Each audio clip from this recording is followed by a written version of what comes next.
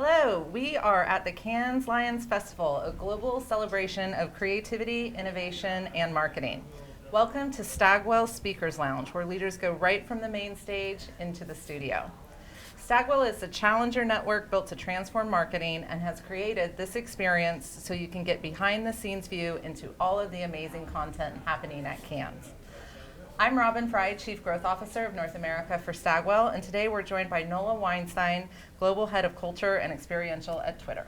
So Nola, how are you today? I'm great. I'm so grateful to be back at Cannes, deeply inspired by the collision of culture and creativity all around us.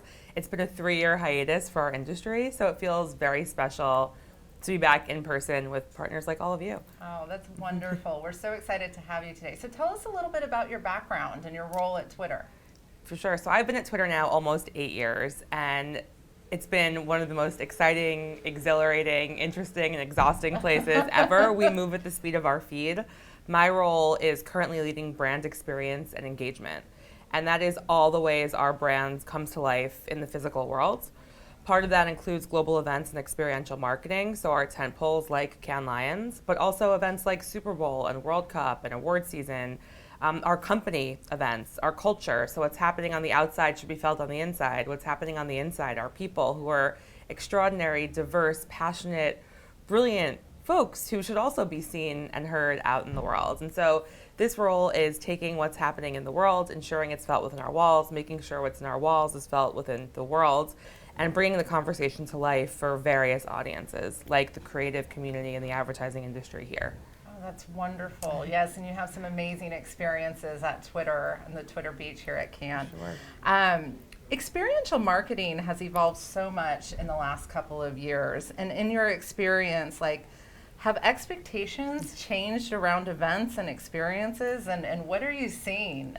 Yeah, I think it's funny. The more connected our world becomes, the more people crave human connection. Mm-hmm. And one of the things I've always loved about my job and my role is that we get to humanize the brand.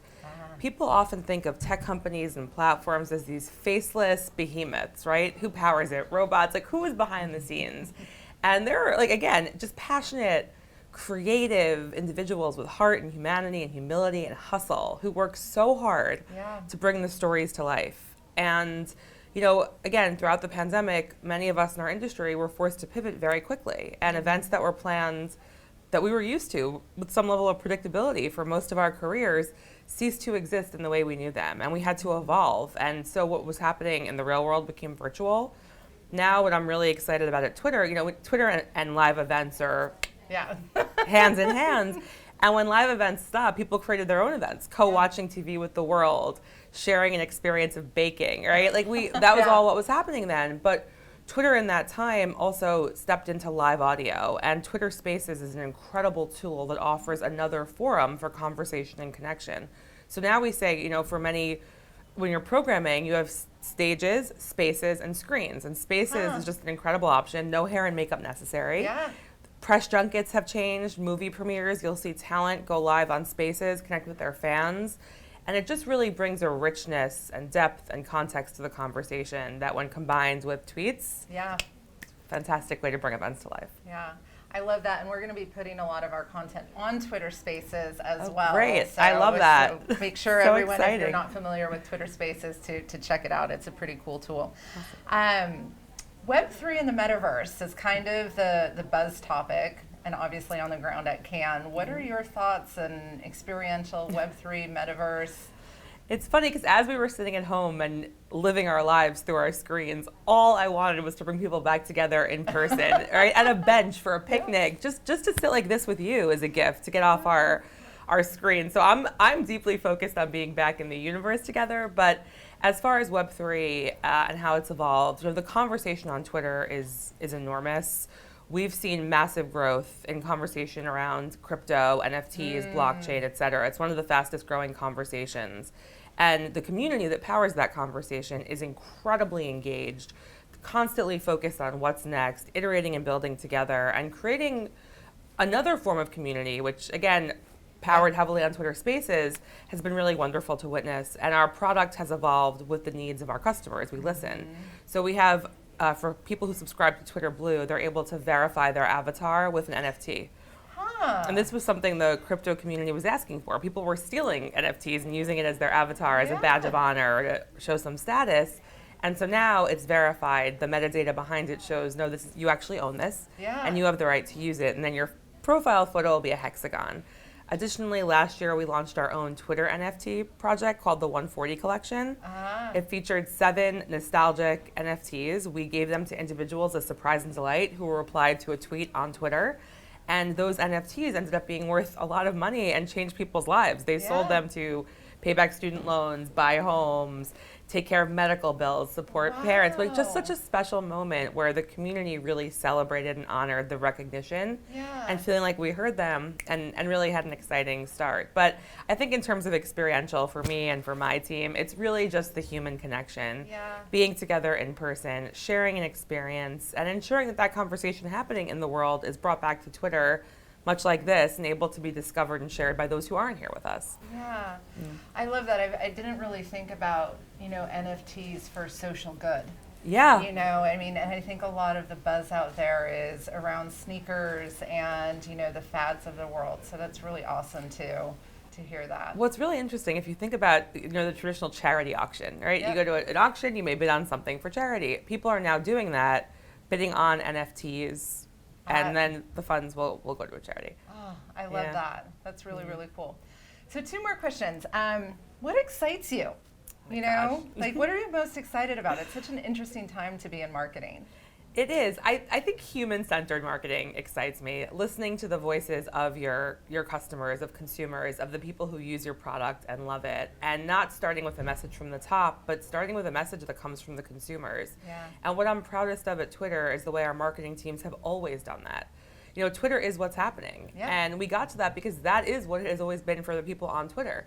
Many have a definition of what the platform is to them, but fundamentally, Twitter is what's happening. It's the first thing you open when there's news, when you want to know what's going on around you, right? You check because it's what's happening.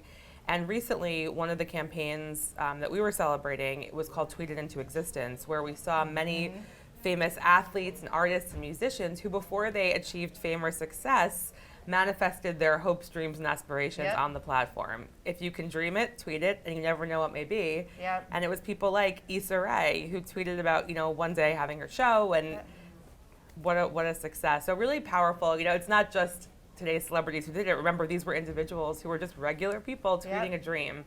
And there's power in harnessing that, and we actually ran that campaign in early January, which tied well with sort of New Year's resolutions and thinking about the future and the new vision board, if you will. And I loved the out of home for that campaign. I mean, it really was integrated, and it's just you couldn't not see it. It was lovely. Yeah, I think what was so special, the insight behind that started with just listening to people on Twitter. It was a behavior we observed by those who were on the platform. We didn't tell anyone to do that.